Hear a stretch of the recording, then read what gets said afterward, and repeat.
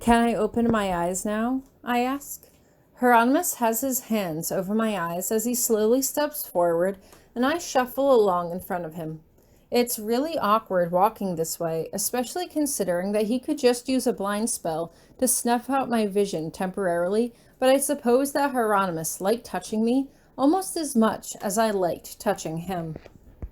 I hear the kids all whispering excitedly around me, and I bite my lip nervously as I try to listen for any sounds that would provide me with some sort of hint as to where he was leading me.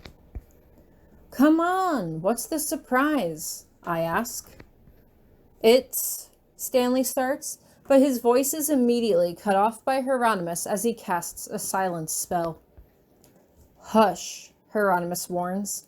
"I have spent too much time and effort into this project to watch it be spoiled by your careless mouths." "You'll see soon enough, Mom," Alice says as she gives my arm a reassuring squeeze, and I just nod as I trust Hieronymous to guide me where he wanted me to go. Eventually, Hieronymous stops short, and I can feel his hot breath on the back of my neck. I want to turn around and kiss him more than anything, but the kids hated when we were mushy with each other, and so we tried to keep the public displays of affection to a minimum. At least, while they were watching. "Can I open my eyes now?" I ask nervously. "I don't know," Hieronymous teases. "What do you think? Do you think we should let her see now?" There's a resounding chorus as the kids all try to talk over one another, but I can't make anything out. Instead, I just giggle as I press my back into Hieronymous's front. "Come on, Hieronymus, just show me already." "As you wish," Hieronymus says, and I feel him kiss the back of my hair as he takes his hands away from my eyes. I blink a few times as my eyes adjust to the sunlight, only to see that I'm staring at an enormous 3-story building. It's made of polished stone that's the color of sand, with huge floor-length windows spanning the front of the building. That's not what grabs my attention the most, however. Instead, I'm absolutely stunned to see a plaque engraved with Grabiner's early enrichment program. My jaw opens and closes a few times, but I can't get my mouth to work.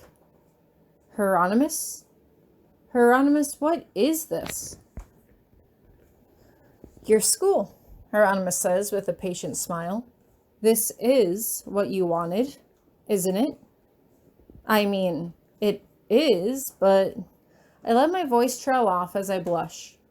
"I had no idea that you were going to go through with it." "I wanted it to be a surprise," Hieronymus offers. "However, I would very much like you to be involved with the next one." "The next one?" I whirl around to face him. "Wait, what next one?" "I was thinking about opening up a high school, like Iris Academy, or perhaps a college," Hieronymus ventures. "I haven't decided yet." "Grabiner Academy?" Ellie offers. "No, Grabiner Institute," Romulus chimes in. "Tori's teaching school," Arthur adds. "He's not sure about the type of school, not the name," I say patiently as I turn back to Hieronymus. "We'll have to talk about that later. What am I looking at right now?" "We both know that we need to return to work," Hieronymus explains patiently. "And we have 6 children, all of age to start receiving an elementary education. All of your friends and former peers are beginning to have children of their own as well. I thought it might be appropriate that they all entered school together, as a collective. They can have the benefit of socializing with other peers their own age, while also preventing the need for noble families to shift their children from foster family to foster family." "So, this is like a boarding school for little kids?" I ask, and Hieronymus nods. "How many students can this school hold?" "I want to start small," Hieronymus explains. "We can start with no more than 100 at first, and then expand, if necessary." I can't help but consider this a moment. "And what are they going to learn here?" That I was going to leave up to you, Hieronymous explains. In addition to a basic education, they need a basic introduction to a magical culture. They need to learn the dangers of making promises and... I can't hear what he's about to say next, as the children all burst into an uproar because their father had said the P word. When they were first learning to talk, one of the first things that I taught them was not to say the word promise at all. At first, the children tried to make a game out of daring each other to say it, but Hieronymous quickly put a stop to that. So, what do you think? Hieronymous asks, and I can tell by the look in his eyes that he is genuinely fishing for my approval. Do you like it? I don't even know, I say as I shake my head in disbelief. Like, I know I had brought up the idea a few years ago, but you seemed against it. I was at the time, Hieronymous admits, but after we had 4 newborns at once, I hired someone to look into it. Apparently, the tax breaks alone are advantageous for... Don't even tell me, I say as I hold up my hands. You know I am absolutely useless when it comes to financial matters.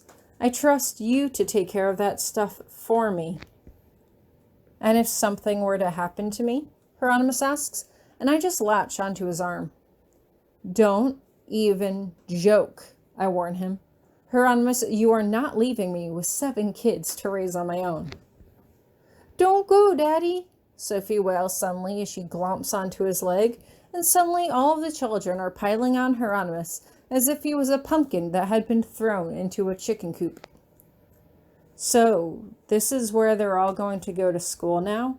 Alice asks quietly as she steps up beside me. What about me? This is a school for little kids. What am I supposed to do? We'll figure it out, I say as I rub her arm comfortingly. Maybe it would be better for you to keep working with your tutor for a bit yet. You'll be entering high school in a few years. I know it's isolating now, but you'll make friends your own age soon. You'll see. Even at Iris Academy? Alice asks, and I hesitate. Oh, come on. You went there. Dad went there. Uncle Will is teaching there. Why can't I go there? It's like a family tradition or something. For the record, your father did not go there. He taught there, I remind her. And I've already told you that we haven't been back to Iris Academy since Professor Potsdam lost her position as headmaster. That place has too many painful memories to go back to. For you, she reminds me. And, you know, maybe me being there will make it better. Maybe when you go back, you won't remember all the bad memories. Just the happy ones.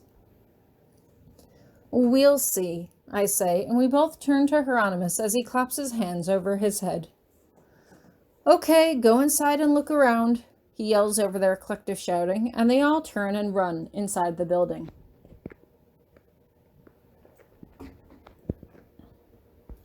Make sure no one trips and breaks a nose, I ask as I turn to Alice, and she sighs as she follows after them. And this is why Becky likes to teach me grey magic, she murmurs to herself as she heads in after them, and I can't help but cross my arms over my chest in an attempt to comfort myself as I watch her go. Hey, Hieronymous says as he comes over and wraps his arms around me. What's wrong? Is it the school? I was torn between wanting to surprise you and asking for your input, but I thought you might become overwhelmed with all the planning. It's fine, I say quickly. Alice just brought up Iris Academy again, and you know how I feel about that place. It's where we first met, Hieronymous offers. It's where we fell in love. I know we both have reservations about returning to the place where you almost lost your life several times, but I will be right there with you.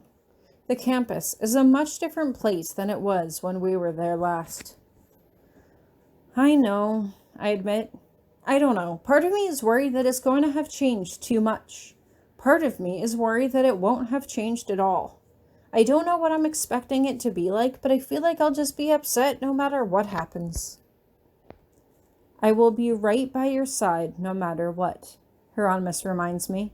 Although I have to ask, how do you feel about opening up a school of our own? Our own Iris Academy? I ask with a smirk. I can't even imagine what that would look like. Neither can I, at the moment, Hieronymous admits.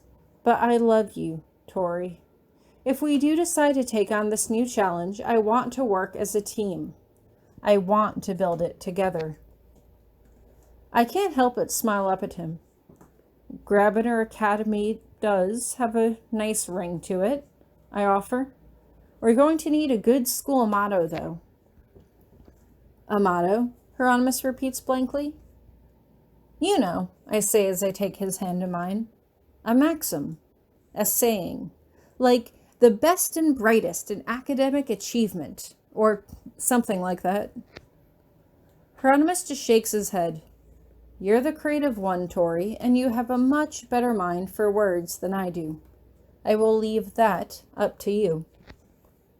But what about the Grabiner name? I ask him. We're a noble family. Shouldn't we have a saying or some kind of slogan or something? Don't families have a unifying saying that they unite behind? Hieronymous pauses as he considers this. I'm not sure. If we do, my father has never shared it with me. That's okay, I say as I grin up at him. That just means that we can make one up ourselves. What do you want the Grabiner name to stand for?